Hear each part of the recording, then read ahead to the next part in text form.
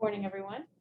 Hope everyone got a copy of everything that was circulated. I have extra paper copies if anyone needs anything. First item on the agenda is to approve the minutes from November 16th. I move to approve. I second it. All in favor? Aye. Easy one's done. Yeah, exactly. So next is a recap of the meeting for the community workshop 2. We have updated the goals based on that meeting. But before we get into that, Sachi, did you want to go over anything in relation to the last meeting, the workshop? I mean, I wanted to get a sense from everyone what they thought about the workshop. I thought the in-person was fantastic. It was just much. But doing it like in the Zoom format was just a little bit more difficult. And I guess also because the people that were in my group were people that I work with all the time on the environmental committee. So we were just kind of like talking about things that we all know, that we all, agree with. But I thought the in-person was fantastic. I thought we got a great turnout and a lot of good feedback. We heard a lot of things on the, and I'm going to speak to the tables that, we're managing the sustainability and the community amenities and parks. I know Eric and I had really long conversations on both days, in person and on Zoom. And there were some, other follow-ups that I think we wanted to, and we proposed to AKRF, we wanted to talk about as we get into recommendations, and potentially have the opportunity to speak with some of the CPC members directly in a one-on-one interview, or if the CPC members so feel, speak with them and invite other people from the community to join that focus group. I think that there are some points that we have heard anecdotally, regarding parks and their future uses. And we just want to make sure that before we, give any, before we kind of, give any existing conditions or final recommendations on it, that we are in agreement with what the facts actually are, and also get that information from you. So just wondering if, as we get into that phase of recommendations, if the CPC and would be open to those conversations. Yeah, I think it's a good idea. Yes. Great, thank you. Just to be clear, follow-up focus groups were outside of the scope of the original project. So what Sachi's proposing is an add-on. Okay, well, I guess we'll just find out how much of an add-on and then we'll. Okay. Yeah, but I think it's a good idea.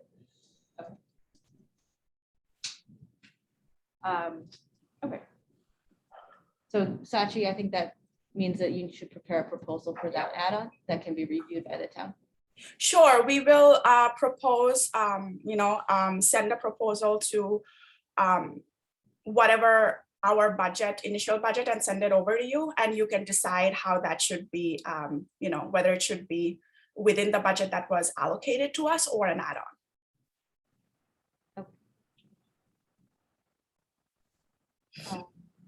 Okay, so any other items that you wanted to cover on the workshop? I wanted to ask if the town feels that they would like to have any other kind of public, since we do, and I don't mean a workshop to gather more facts or data, but if you feel, usually we have done this in groups of 3s. One is, kind of the raw data collection phase. One is the draft recommendations phase, and one is the final phase. I just wanted to offer that if the town so sees that there might be another kind of like a big public meeting or even like a public announcement that would be beneficial for the comprehensive plan and its adoption, that we are able to provide digitally as we have done all of the final recommendations and have it be there digitally available for people to kind of interact with or have any final comments. This is just like a step that we've done in any other master plan, but I know we only included 2 workshops in our scope. So, leave it open to you to see if you think that that is something you would like to do. What we heard from the community and also in the open-ended comments and during in-person meetings was that in general, people were really happy with this opportunity to interact and to provide feedback. So they were really appreciative of the town to take on this effort. So Teresa, we did get a lot of like great feedback for you, especially that they were like, Teresa's doing a great job. What I would say is that I know Clarkstown just went through their comprehensive plan, and I know I got like a postcard in the mail. My zip code's a Clarkstown zip code, so I get all their Clarkstown stuff. So anyway, and I got like these little few comp plans, which my concern about the process is that we're getting, I don't want to say the same people, but we're getting the same people who are involved. And that's great. We need them, we want them. But I feel like there's a whole bunch of people out there that are just oblivious. But then when they hear about it, like one guy said, oh, I think I'm coming late to the table. I just found out about it. So I'm like, well, should I knock at anybody's door? So maybe it's worth us doing one more thing and spending the money to get a postcard or something out that says, look, we're doing a comp plan like it's now, whatever. And we got an email recently, not long ago, that says, I think I'm late to the party, but I just found out about it. Well, I mean, it's in our social media, it's in my newsletter, it's in, I don't know what else, so short of sending something to everybody is the only way. And then no one can complain, they didn't know. Are there any townwide mailings that are coming up for like tax bills or anything of that nature that it could be slipped into? Well, we have the tax bill. Oh, I may not want to send it. My money's being spent already, So I guess some people don't get their tax bill. Right. Everybody gets mail to. Yeah, because a lot of mortgage companies. Any utility But I know bills? some, MS My mortgage company pays my bill, but I still get the bill. You still get the. Yeah, it just says paid in full. I still get Are it. there any utility bills that might be coming other than tax bills, like water or electric or? It's all no, private. it's all private. Yeah. Some MS4s do an annual mailing for MS4 compliance that could be slipped in with that if you already have one of those. The head was but- shaking. We have- before we got that. I don't believe, I Okay. can look into that. You just missed the leaf pickup one. Well, we have, actually, I have one coming in January for our snow safety grant. And in February, we have our greenways, which is, Is it a postcard Townwide. or is it, they're actually brochures. okay, I'm not sure how maybe we could keep that in Right, there. I mean, it's, I don't know. How many people- I just, a lot of like, again, if they're not on social media, they don't get emails, they're like, how, We hit all the residential properties. okay, So I think, I think a postcard is a good idea. okay. Actually, Because postcards I think aren't if it that. goes, I'll give everyone- you a- We do have Clarkstown's yours is like very 20,000. cute. Not- Was it? They might not realize it if it's. Clarkstown's part was of that. very cute. Right. You don't still have it, do you? I'll probably still have it. Oh, the Clarkstown postcard that they do? Yeah, I like that idea. Okay. Postcard. I also do feel that adding the focus groups as, and opening it up to not just, conversations with the town members, but maybe including specifically and reaching out to people who want to join that focus group for that topic, say sustainability or parks and recreation, that can also sometimes bring out people who are shy or just, don't, or it'll help us also modulate the time and figure out that what is the time that is best works for them. So they don't say that, oh, we never knew about it, or, we didn't have the time. So we can work, so when they're a little bit smaller, I mean, we could do both, but when they're a little bit smaller, then there's a little bit more opportunity to tailor it and specifically for them. And to include them. So both strategies could be good.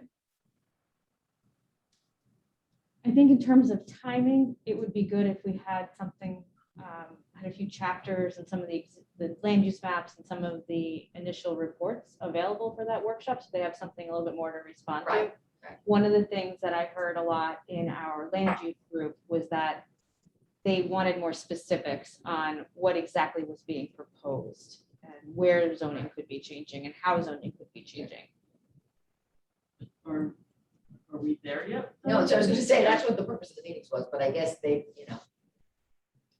I mean, Yeah, I get where they're I coming was from. at that table. when Yeah. that person went in. They were focusing on the words and the sentences versus that this is like a bubble diagram right now. Right. Yeah. And I had to like take them through the conceptual design process.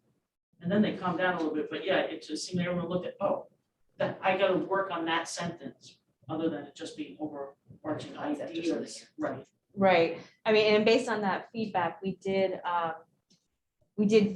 add more specificity to the to the goals and the objectives and strategies. So I think the next step on our end is to go back, take what we've heard and start to develop those land use maps and start to develop those products that are going to be included in the comprehensive plan based on our analysis of where the infrastructure is, where the strengths and opportunities are, and the concerns that we heard in the public outreach.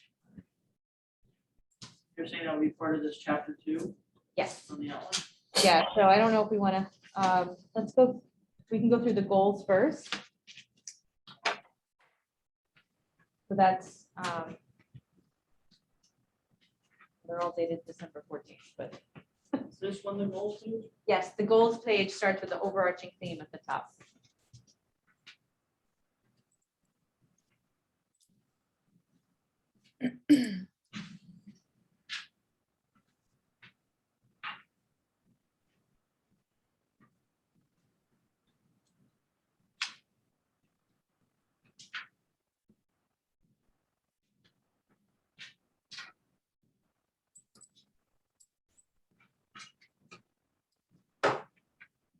I think we just go goal by goal. Do you guys not have it? I have. I have. Eric, do you have it?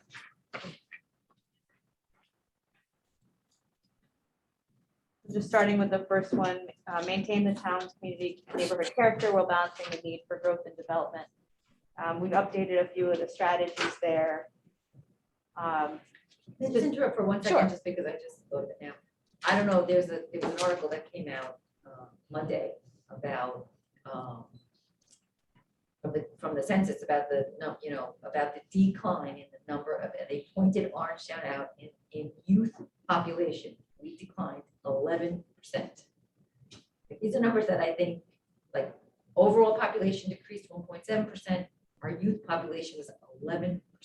So, they interviewed me, because they quoted me for nothing, because I'm like, I don't know why, other than like the obvious that people aren't as many kids and stuff like that, but there's, again, as we're planning it, it's something we need to keep in the back of our head. When people say there should be no more development in Orangetown, short of saying that's ridiculous, there's property rights, that was one of the comments that came out of one of those rooms that I was not in on the virtual one, Yeah. that they said that we should stop all development, we should just stop, we're done. That person needs to know that our population has declined 1.7% and our youth population has declined 11%. So I see when you talk about balance, I'm like, good luck with that one. Oh boy. So, anyway. You on it. No, but that's I a feel really better now that good, I said that. that is a really good point, and that's evidenced by there not being enough. There's not enough housing for people with families they can't afford to move into it. There's not I enough. think that is a nail on the head there. I know, Yeah. and you have Cost of to, housing. I said, you have to figure out how you reconcile the we just want single family homes, don't even mention anything other than that. And then the people who, say we need, apartment buildings, whatever it may be, like, It's not you know, sustainable. like it's, right, so it's something in between, whatever, I just think it's gonna be something, that's gonna be the trickiest part of this. It's going to be tricky, it's going to be controversial. There's clearly, when you have an affordability problem, it usually relates to a supply problem. So there needs to be more diversity in the types of housing available. And there's going to be some that may be more palatable than others, but Right. maybe we could find a few areas in town that people would be Well, okay with. We had approved a zone change a while back for a property in Pearl River. It was a one-level commercial building. They approved 2 levels of residential. Yeah. Above it. And I don't know if it It's has only William for Street. seniors. That's a senior one, okay. But so take that out of it. The appearance of it, it looks great. It's not overwhelming. It's not overbearing. It's not, whatever. It's in scale, right? Right, and I think that's Example to what town board. that's a good example for people to say, look, it hasn't changed. I don't know, just anytime it comes up, any kind of multifamily at all, condo, people go insane. I'm not quite understanding why, but anyway, that's a good example of coming up with a housing option that's, I don't know, they're rentals, right? Which is good. But that is a direct relation to this youth population problem, Yeah. because college, high school and college age people can't live here unless they're like living back with their parents or they're, Right. living with a group of people in a house. There's no place for someone who's 23 and just starting out. that And can going to afford that, live. and going to that point, we keep doing senior housing. Right. Because for some reason, I don't know, that makes it palatable. So, okay, that's why we have, that's why our youth population is not growing, because there should be a place for a young couple with a baby or a little toddler, whatever, to rent or have a condo. There's so few in Orangetown. Well, and it used to be, especially when I moved up here 30 years ago, there were certain areas where there's a lot of the Cape Cods, and that's what those areas were meant for. Like starter homes. Right, Those starter So- homes go for now. exactly, and Yeah. over the years, everybody has expanded them, so they're no longer starter homes, so yeah, there's nothing like that left. Very few original, say, Cape Cods or colonials that are affordable, because people have renovated over the years. They're selling like hotcakes. Well, interest rates are going up, maybe prices will come down because they're out of control right now. Cost of construction's going up too, though. Yeah. So, and it's it's tricky, it's a balance, that you're perfect, the word there is balance, it's figuring out the balance.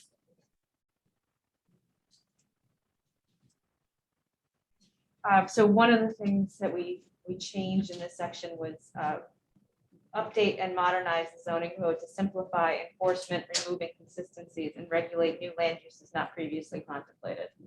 To clarify that point. Like self-storage and data centers. Yeah, And exactly. filming, And filming, film studios. oh no, they're calling it content production, content creation. That doesn't quite fit into our code anywhere, Okay. So but it is. those are the types of things that are just. It's a hot topic, Again, they yeah. weren't Yeah, around when we they did weren't our. around. Right. We changed the enforcement comment to be develop measures to increase the efficiency of the code / zoning enforcement process. Good.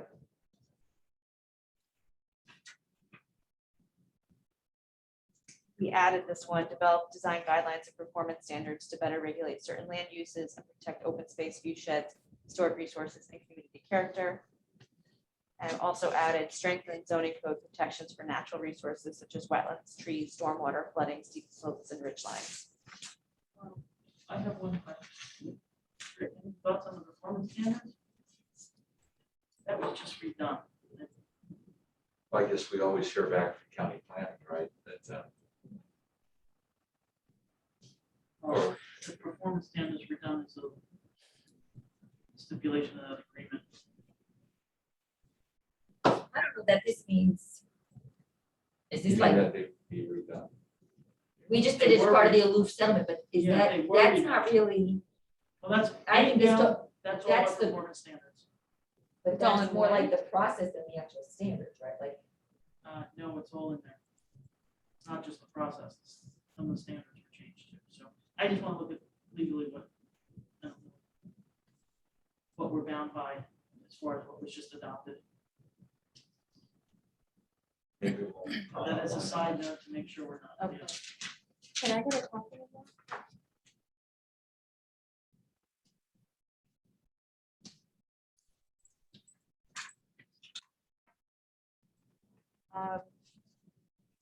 The next goal was updated, so it now says preserve history, open space, and hamlet center character while promoting a diversity of housing options in appropriate neighborhoods to ensure members of the community have access to quality housing. I don't know that we need to encourage senior housing. We have more senior, I mean, we're building 2 more big, huge rentals up here on the, I mean, when we're senior housing, you go up this street up here, it's Brightview, it's, Yeah, you the can see club, it on the the left. club, Yeah. all the club, there's rentals. And there's a whole the- other Hollows. set of The buildings. hollows and the other one, what's the other facility? Yeah, but the next is like, Yeah, it's more of it's a, all the same, they're all they're phases. all senior housing. Okay, so there's no trouble developing senior. Okay, we can cut that one. Yeah, I mean, Um, I Would you mean, maybe wanna- there's other parts of the town that need it. I mean, I just know from here that there's Yeah. so much. Would we want it, just to be responsive to the comments that we heard, say maintain senior housing? Yeah, either maintain or, you know, again, if there's areas, maybe that, there's, you know, maybe if you go into, I don't know, I can't say if you go into Palisades, I know they have, you know, the one facility up there, but there could be parts of the town that they need it, I don't know, but it seems, I don't, encourage is not the right word, maybe Okay. maintain.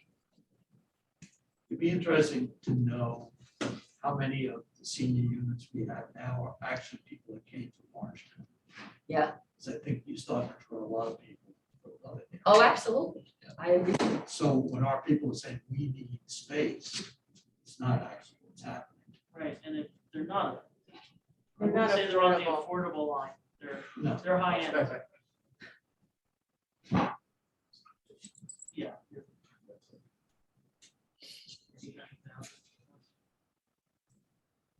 Yeah, the house, that, Right, so I mean, to me, if senior housing was in the mix, it would be Affordable affordable. senior housing. senior Okay, housing. so affordable.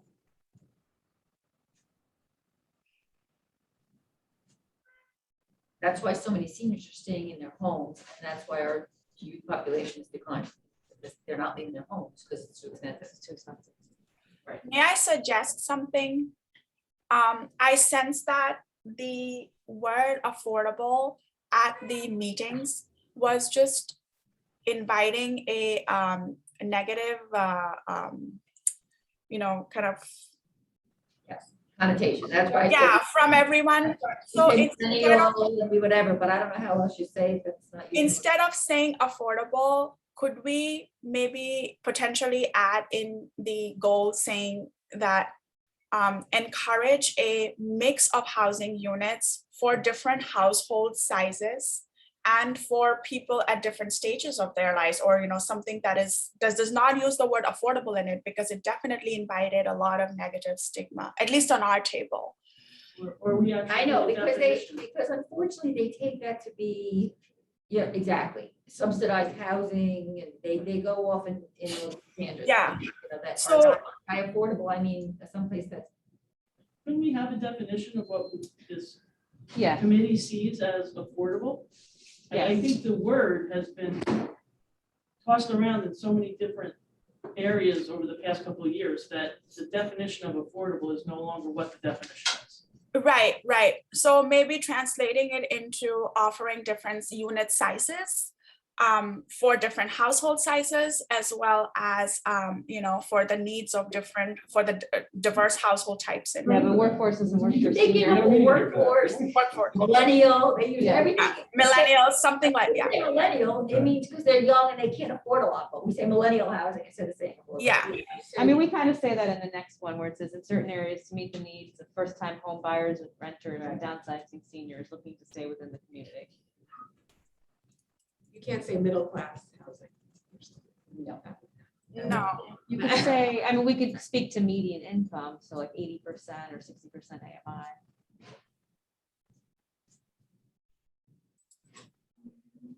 I mean, I think that's why you hear people saying senior housing, millennial housing, it's in their mind, they know that it's, they're trying to keep the cost down, but they don't want to say, it's that it's affordable. But if you were to do a median income study, it's not gonna include the demographic we're even talking about, because they don't live here.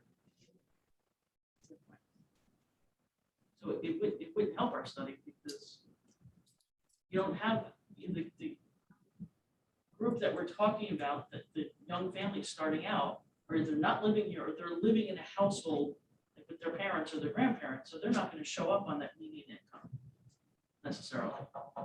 So it's No, but I skewed. think it's the median income you use from those like. It's set by the county. Right. Yeah, So I not- think it's skewed. I don't think it's. Well, maybe we can have one targeted focus group for the millennials. Yeah. I mean, if you can help us reach them, then we will follow up. I'm happy to get my daughter to come back from New Jersey to meet with you guys to say why she couldn't stay in Rockland County. Okay, you call it family starter housing. I think that's, I think Starter that's. homes with the restriction that you can't expand these. Right. This is- Yeah. They have to I think stay. your like- next, I think your next. Well, they did with the military housing initially. Well, I think there was the first 5 years, you couldn't do anything, you couldn't sell it for a profit. No, And then right, after you could that- do something to it, but if you sold it for a profit, yeah. you pay something Yeah. back. So at It's least there cheap, was, I'll be honest with you, I think a lot of them, Sarah, I don't think they turned over as much as they didn't. they, a lot of people that bought them originally are still there, which is, I guess. Good. They didn't turn out make a huge profit, I mean, some did, they did sell make profit, but it wasn't like. Yeah, after, I guess, it was the 5 years you were committed to the profit. It was a for sale affordable housing. We had, model. what it was it was, federal government, I guess, right? And Military housing, so the town. Was this in Japan? Yeah, And town ended up taking it and selling it for first-time homebuyers. I don't think it was, you had to have a salary income, because it was amazing how many people related to the town got into that. it was first-time first homebuyer time, and it was for like 100. 100 like 10. Yeah, they were Okay. really. But if they sold it within 5 years, they had to pay back a percentage of the profit. Okay. And they were like small little They're ranches. The ranches, they're Small ranches. 3-bedroom ranches. But the And problem then- is you can't get a builder to build a small little ranch anymore. Like, it's not Yeah. happening. You definitely, a lot of those have some sort of grant money associated with them to make the finances work. Were those well received by the community at the time?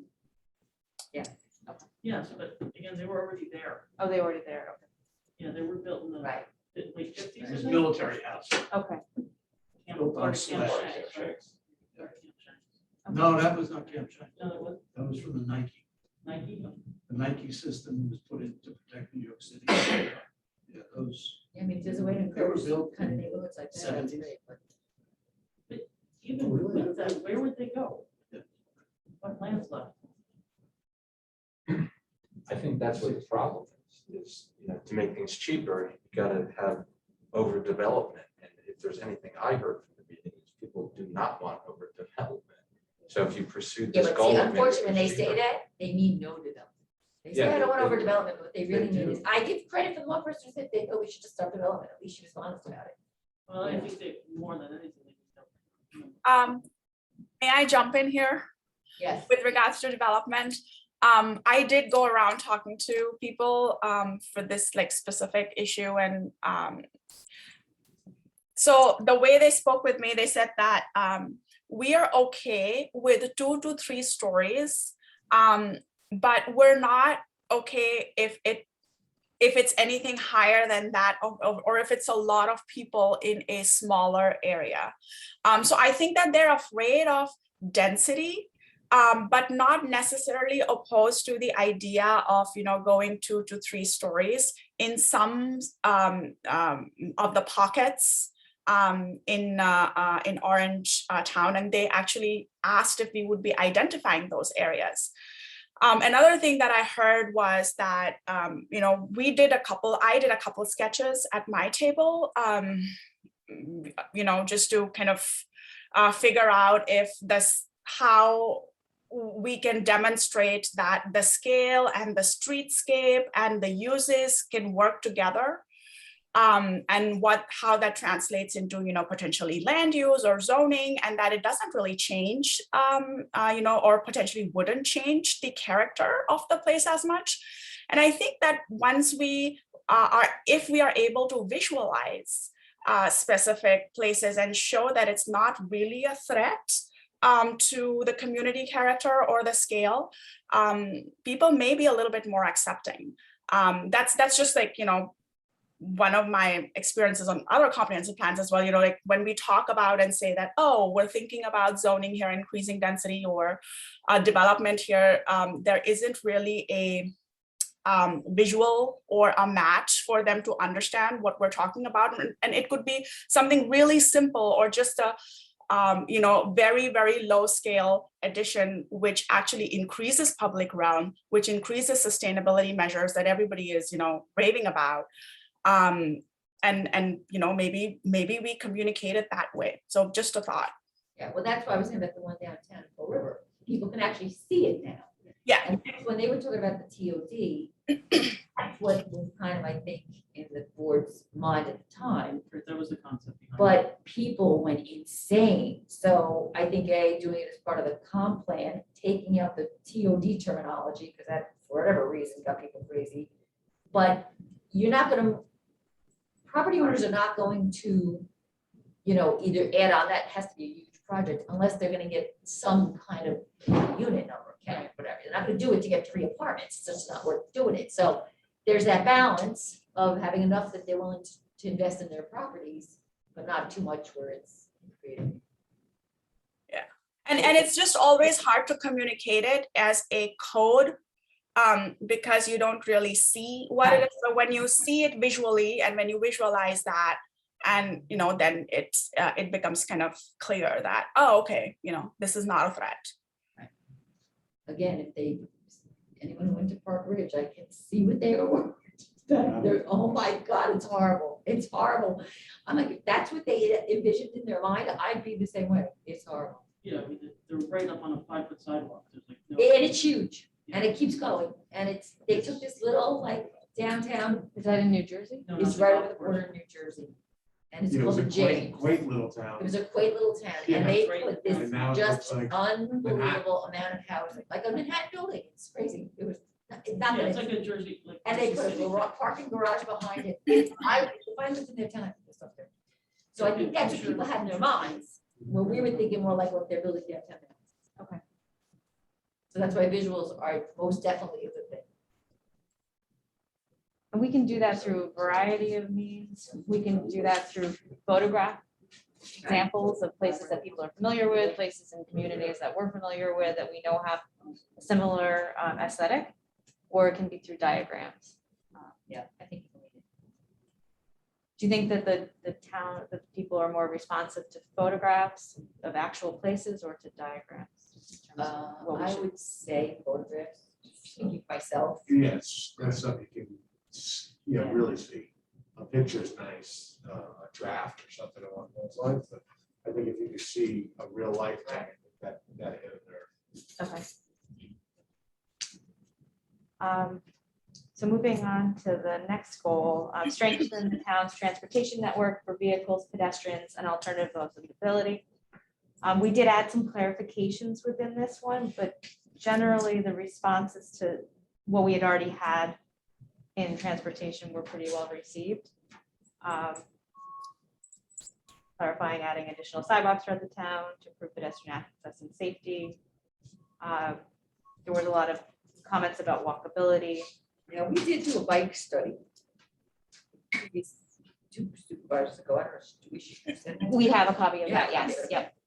Yeah, so we're making sure that what we're putting in the comp plan is, relates to what you've already done, built on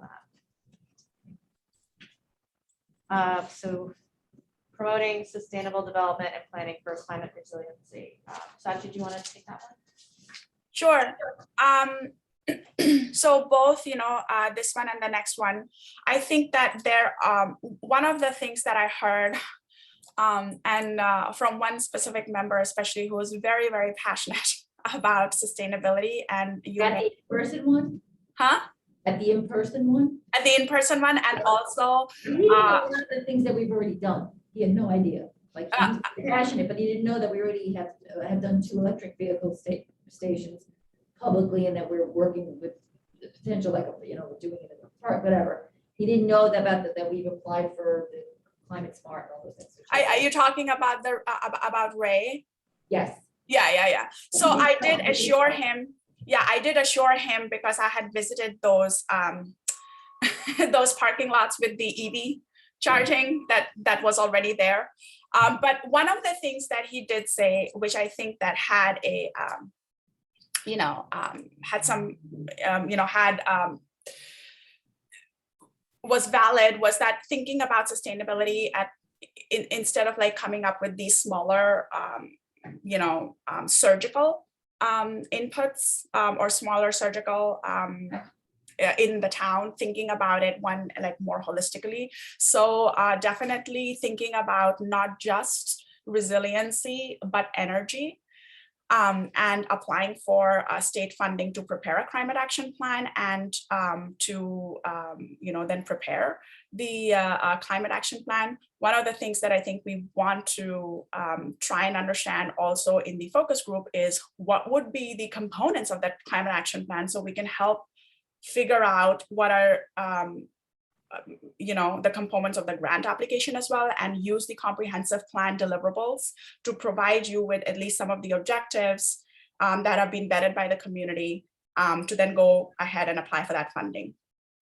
The second, I think we did identify at the table with Eamon, who was very instrumental in helping figure out what are the areas of high risk, at high risk of flooding, and where there should be some improvement in public infrastructure, but we do need a little bit more input on that. And then think that increase of use of renewable energy by town, for town facilities, that is something I actually want to ask the town if that is something that you think would have a timeline or would become a part of the climate action plan. Or you think that it is too aggressive for the town to take on their own, increasing the use of renewable energy for all town facilities. I mean, I don't know, the new town hall, will we have any? Well, the town hall project in and of itself is, we're going for LEED, but we're not actually going to get the certification because the cost involved in Yeah. obtaining the certification, but the building is designed to meet LEED. And there has been talk about in the future possibly putting solar panels on the roof. But that's not currently part of the project. It's out of it, so we notice to come back. Is it going to be on the same site or? Yes, it's basically the parking lot as you see it now. Yeah. Is going to be an addition, and then the parking lot's moving. closer So to the older Dallas building's Airport. gonna be knocked down. This will still be here, but the older building's gonna be knocked down Okay, and kind of moved across the parking lot. So our parking will be moved. Yeah, the parking lot moves closer to the Palisades Parkway. okay, The addition's gonna be built. Once it's up and running, the town hall staff will move over to there, and then that building's gonna be demolished. okay. Okay. 60 or 50. Depending on what the There were mixed reviews in the town official survey. on Yeah. that. Some people responded that they thought it wasn't the most cost effective and others were very positive. It was very It striking. predates me being a town supervisor. I don't know. I was not involved in the numbers. I was not involved in anything. To me, I would imagine that then, maybe not now, just rebuilding retail hall would make more sense. We have property at the site center, but, you know, we had a lot of time and money invested into it already, so. Yeah, there were back in 2000. Yeah, I mean, they looked at it, I know they 2017 evaluated, like, financial building a study. brand new, they looked at either knocking it down here, rebuilding here, they looked at adding, and they looked at a new site or something. I think the issue, locating leaks is one of the issues, but at least on one on the sites, we're keeping this back as property that we can unload. We're gonna lease us to it all here. Another location, I think Ryan did evaluation of this property. I know that's what I'm saying, I know they did evaluations. And the other issue with completely knocking this down is you're relocating everybody, all the equipment, all the files for a year and a half to 2 years. Yeah. So the cost associated with that. So there was a, provided if you guys want to see it, but there was, I don't know, 9 different scenarios that they looked at. And the decision was to do this, go forward with the addition. So, and yeah, that was, you know, obviously the financial climate has significantly changed since that study was done, but we were so far into it when COVID hit. But I mean, as far as this old building is, you know, we're just wasting energy, it's Oh, But when it's it's clearly in maintenance, need of it's repair. like, From the outside, it's like, hold up with, right, it's right, it's beyond its useful life. And the building department's in the old building too, that Okay. unfortunately, just like 2.5 years ago, we had to do a whole new boiler, in the building. It's just, I think it was $30,000 right there. So, you know, we're dealing with very old buildings that at a point, it doesn't make sense to repair them anymore. Related to sustainability, though, we've looked a couple times at solar at the highway garage. We have over 400 feet of flat roof that could be placed to generate energy. Also looked at the idea of carports, vehicle ports that could generate energy. Yeah, I know we looked at it at the old man parking lot doing the canopies. Different theories on why it never happened, but other things we can certainly revisit at some point. Actually, the military just installed one at the facility that's Oh, really? adjacent to the highway. Oh, okay. Didn't You even don't know about it, they don't tell you anything, they just build They it. just built it. Yeah. They can do that. It's like the thing But on it is 304. operational. Is that on the ground, like it's a On the solar ground. field? Okay. They're apparently the most cost effective. You know, what land. Are you doing geothermal in the new town hall?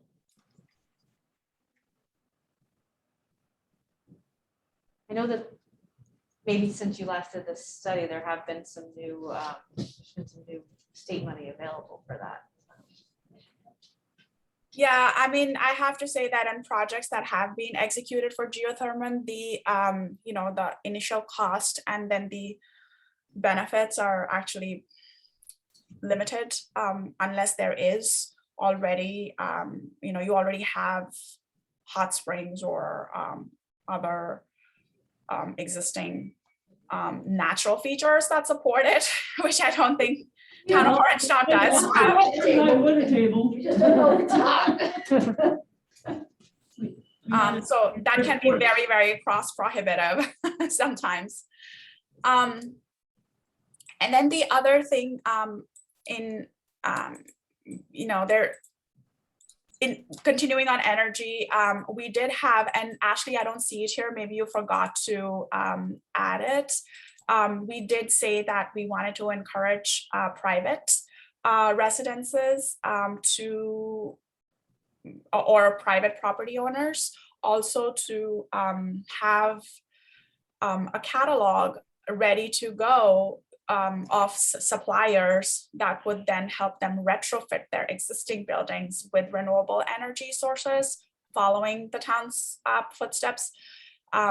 My question is if the town at this point would be willing to have any grants associated with that or provide any, like, you know, initial credit for private property owners if they were to convert to renewable sources of energy. Interesting.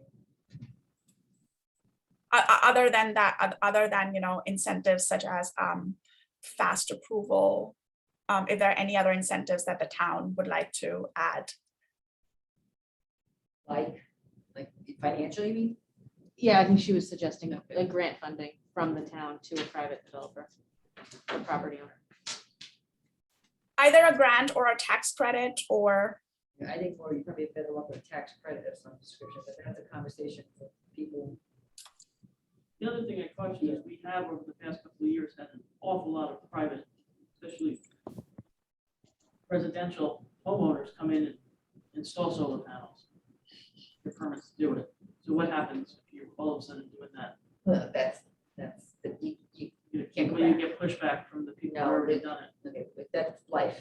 Like I said last night, life's not fair, so. So this is Jason. I can speak to why that came off the list of objectives. One of the participants noted on the Democracy board that the town already has a community choice aggregation program. I think that provides listings of potential green and sustainable energy options. So we removed that in response to that comment. If that is no longer a program the town has, then we can always add back on the. We're still in it. It's like 5 or 6. Okay. The towns and villages merged as a aggregate, and we're still in it. Okay. So maybe we can go back and reword that to But reference we're not that doing program. renewable energy. I guess we're giving them the option to, but that's not the default. Okay, great. The first contract, but next year may be different. Right. Go to bid every year.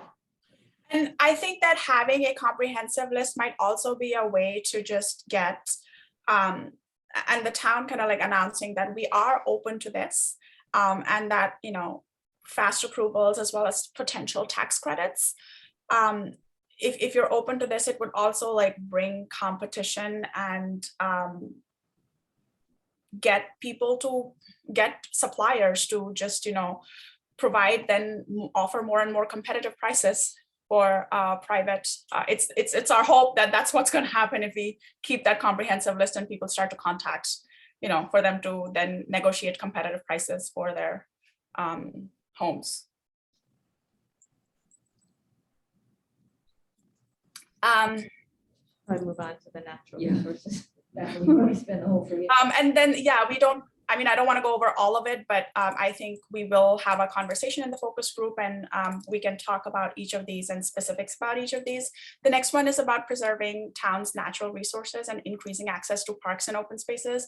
As you'll see here, a lot of these moves are really for very large scale, for like larger parks. Encouraging conservation of waterfront areas, lakes, wetlands, steep slopes, and other natural assets, open space, implementing plans for a waterfront park at Lake Tappan, and encouraging a conversion of inactive rail lines into rail trail facilities.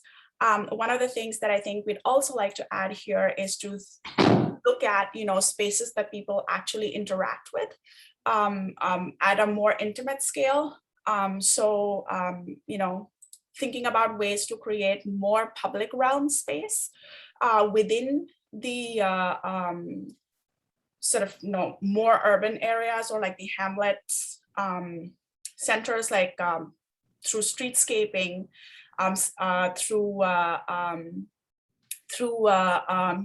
making connections to from the areas that are frequented, and strengthening the connections to the larger parklands. So we want to try and add that goal to preserving town's natural resources and increasing access to parks and open spaces. That's what the increasing access to parks and open spaces part is about. Lastly, I think that there was there was some pushback on encouraging preservation of open space through flexible conservation and subdivision. On the Democracy board, I think people didn't necessarily understand exactly what that is, and nor were they aware that there is already there's already a fund, open space fund. I think Eric, you spoke about it at our table. And people were also kind of a little bit opposed to creating an open space fund or transfer of development rights program to facilitate new parks development. There was a really strong push where they wanted to take all of the development lots, the large development lots, and just, kind of zone them for parks. I know who you're talking to.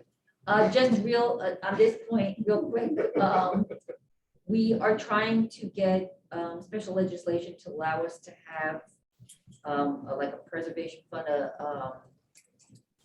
it's like Warwick has one. Every time someone buys a house, they pay a certain amount of the purchase price into a preservation fund. But you need special state legislation. So we already have, the assembly already passed legislation. We're trying to convince our senator to carry it. But that would be for that purpose, to, have funds available so that when properties come along, not every property in the town, but when a property comes along, that we have funds available to purchase them. Okay. Not just necessarily for open space, it could be for historic preservation, whatever, basically as long as, there's, anyway, so that is in the works. I don't know if that needs to be mentioned or. Yeah, we whatever. should mention that. I can get you the details on it. Yeah, Special that'd be great. legislation, yeah. That would be great. And it would be great for us to, kind of clarify that as well, because I think that whenever there is a fund, even in the case of Lake Tappan Waterfront Park, people thought that the entire 216 acres is to be dedicated parkland, but as I understand, it is for public use. And Yeah. so it needs to be, clearly spelled out that it may or may not be parkland, but it will definitely be available for public use. And there are that other forms of public uses that, qualify for that too. So there was a lot of confusion regarding that, at least amongst the public at our tables. So then the last goal, and we did tweak this one, is provide a healthy economic environment for community-based businesses that maintain the town's tax base and provide jobs and services to the town's residents. We heard, mixed reviews on commercial development. Clearly, a desire to promote the smaller businesses that were providing things like restaurants, retail, things at the smaller scale. But a lot of opposition to the warehouses and the larger developments. But long term, it is important to maintain your tax base. Everyone wants their Amazon packages. They just don't want an Amazon distribution center there to get it from.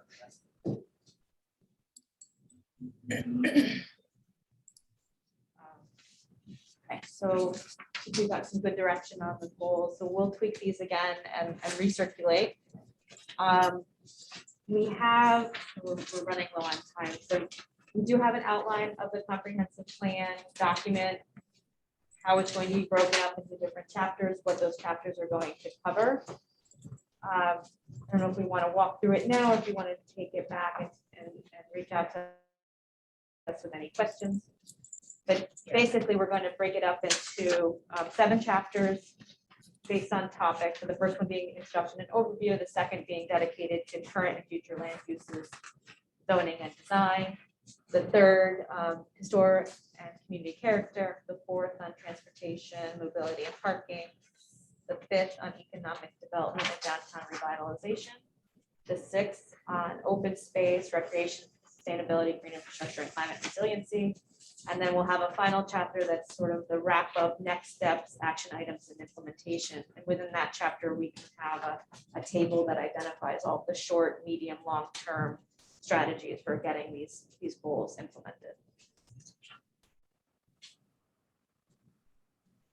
And then the other document that I passed out today was the town survey analysis.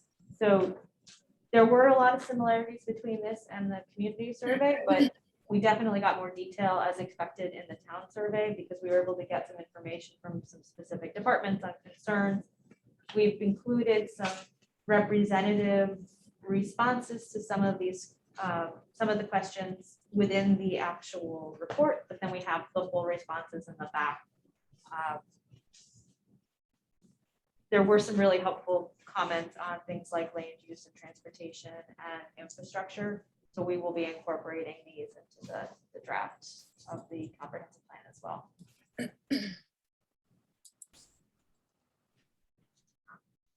And I just want to add that this is still, kind of like a work in progress. So we will continue to refine this throughout the comprehensive plan process as and when we receive feedback. Even the objectives and goals, it's kind of been iterative, and hope to continue to do that as we receive new information. Want me to put this drafts on the website? Let me edit it based on what I heard today. I'm gonna excuse myself because I have another call coming on. You just wrap up and let me know what we need to do. And Sorry, guys, I have somewhat important call. okay, thank you. Let me edit it based on today's comments and then email you the revised copy. Okay. So it'll probably be by tomorrow. That works.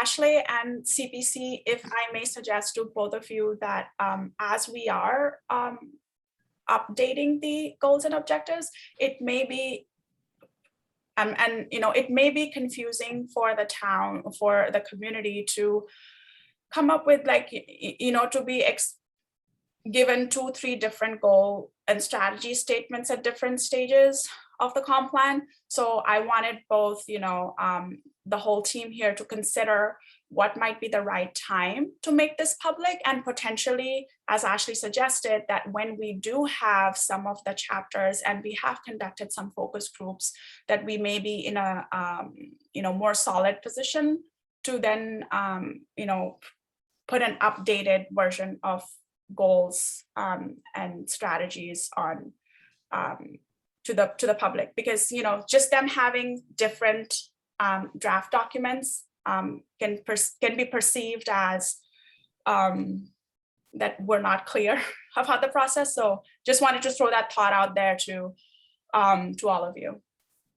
I mean, I think this has already been in the public realm because it was the subject of the workshop. So we can revise it. We can make it very clear that these are still draft, they're still iterative. If there's any older versions of this on the website, we can take that down.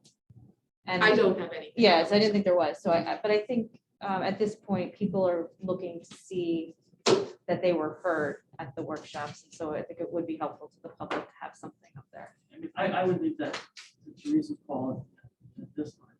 Honestly. Yeah. What goes up. But also, can I suggest putting, page 1 of like 20 or whatever? It's hard to know. I know my pages got mixed up as to what. Oh, okay. Yeah, absolutely. We can do that. Especially if someone does download something off the website and print it. They get the whole. Should we go over dates? Yes, we do need to go over dates. So we never set any dates for January. Going forward, it seems like Wednesdays were generally good for people. We should stay on Wednesdays. For me, But workshops. No, but we could go back to the 12:30. Okay, It's just this perfect. week. Yeah, It as was long just as this we go, week. yeah. Normally we would have had a planning board this morning. Okay. I think at this point, we need a little time to start putting all this into a draft chapter that is meaty enough to touch the next meeting. So probably towards the end of January.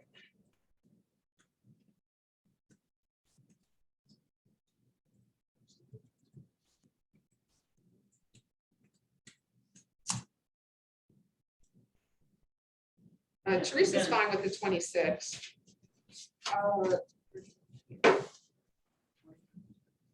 Or, The workshop. oh, so we can even do it earlier. Yeah, January 26th, we have no workshop. Oh, that's even better because she has something at 2. Okay. 10 Yeah. a.m. is good for me. On the 26th is fine. So 26 at 10.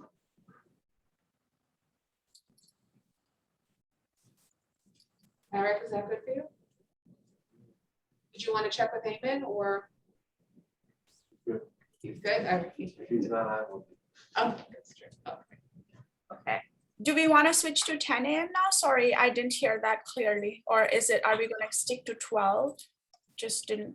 Well, what I can do is I'll provide Allison with a list of our PRC meetings. We normally meet like every other Wednesday for our planning board at 9:30 in the morning. So what I can do is look at the schedule for next year and I'll provide. to We you could the do it on schedule. the off Wednesday. Exactly. Yeah, That's that would fine. be fine. I'll let you know when we're scheduled to meet for PRC and then the alternate Wednesdays could be available. And then the focus groups, I guess we'll wait for the, you know, for you guys to give us the add-on. Yeah, we'll get you the add-on before we Okay. schedule those, and then the timing of when that would fall. So we would- And should we just provide the add-ons for the focus group to AKRF, or should we also be providing the add-on for the additional public outreach that Teresa mentioned?